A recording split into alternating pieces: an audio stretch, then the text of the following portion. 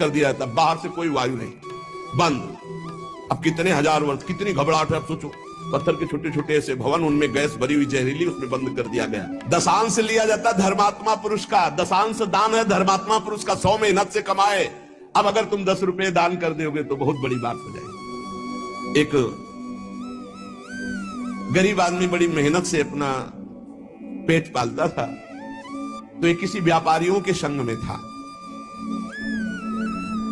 तो सब व्यापारी बड़े बड़े अपने अच्छे पदार्थ भोजन के, वो खिचड़ी लाया था घर से, कहीं यात्रा में था।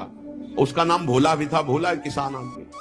तो अपनी थाल में रख के पानी भरने के लिए गया, इतने में कुत्ता आ गया, एक कुत्ता खा, वो दूर बैठ गया, कुत्ते को खा दिया। सब व्यापारी उसका मजाक उड़ा रहे। फिर अपनी थाल ली, मांझ करके रख दिया और जो जल था उसी को पी लिया। रास्ते में जा रहे थे, एक भयानक ब्रह्म राक्षस प्रकट हुआ। अलग अलग कोटि के प्रेत भी होते हैं। अब तो सबके होश उड़ गए। भोला एकदम सीधा आदमी था। ब्रह्म राक्षस ने कहा सबको मार देंगे हम व्यापारी। तो भोला ने कहा शुरुआत हमसे करो। उनका तुम्हारे ऊपर तो हाथ नहीं उठा सकते। क्यों? क्योंकि तुमने कभी बेईमानी नहीं की, धर्म से कमाए हो, और आज तुमने इतना बड़ा पुण्य किया कि भूखे थे, अपनी मेहनत की कमाई की खिचड़ी कुत्ते को खाने दिया। अगर वो पुण्य मुझे दे दो तो मैं ब्रह्म राक्षस योनि से मुक्त हो जाऊं, किसी को नहीं दंड दूंगा। तो उसने कहा कैसे दे दूं? बोले संकल्प करो कि आज की खिचड़ी जो कुत्ते ने पाई उसका जो पुण्य हुआ मैं तुम्हें देता हूं, मैं अभी मुक्त हो जाऊंगा, नहीं सबको मार दूंगा इन व्यापारियों। धर्म की कमाई का छोटा सा भी दान वो भगवान की भी प्राप्ति करा सकता है। दशांश धर्म के दान को कहा गया है, मेहनत की कमाई का फिर दशांश दान कहा गया। पाप कहीं दान नहीं होता, पाप कहीं दान नहीं होता। उसका विधान फिर ब्रह्म ऋषि बताते हैं कि आज तक किया, अब कभी पाप नहीं करेंगे, अब क्या करें, तो फिर उसका विधान वो बता देते हैं। ऐसा नहीं कि पाप करते जाओ, दशांश देते जाओ तो बुद्धि भ्रष्ट होती चली जाएगी। जो ये बहुत बड़ा अपराध है, उपकार करने वाले का अपकार कर देता है। कृतज्ञता, कृतज्ञ होना चाहिए। आपके लिए किसी ने उपकार किया, आपको आपका हित किया, आपके संकट में सहयोग किया, तो जीवन भर वो जब दृष्टि में आ जाए तो थोड़ा कृतज्ञ होना चाहिए। ऐसा नहीं कि उसका अपकार कर दो। जैसे गुरुदेव ने मंत्र दिया, उपासना दी, तुम्हारा उपकार किया।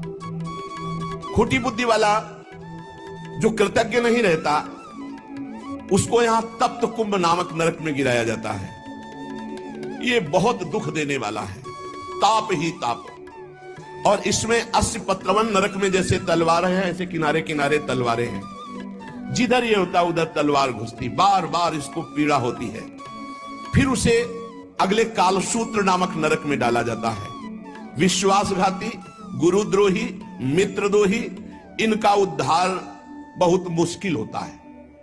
ये यहां नरक में भोग करके भी जब जन्म लेते हैं तो कोढ़ी, दुष्ट स्वभाव वाले, सर्प आदि ऐसी योनियों को प्राप्त होते हैं। यहां जो किसी का सोना चुरा लेते हैं, यहां जो शराब पीते हैं, उन महापापियों को यहां लाया जाता है। और जो शराब पीते हुए गला हुआ लोहा उनको पिलाया जाता है। ए भैया, शराबी जो पिए हो तो बंद कर दो आज से, नहीं आगे इंतजाम कुछ और है। हाँ, जलता हुआ लोहा पिघलता हुआ पिलाया जाएगा, मरोगे है नहीं, बहुत होश में।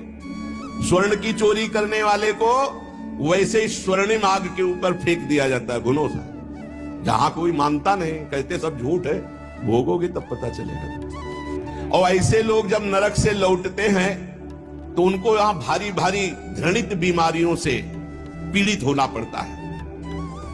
राजन, जो नीच, अपवित्र, पापी पुरुष है, वो जब दूसरों से दान लेता है तो नरक में जो बताया गया वो भोग भोगता है। यहां जन्म लेता है गधे का, गधा बनता है। दो ही देखते रहो आराम से। किसको?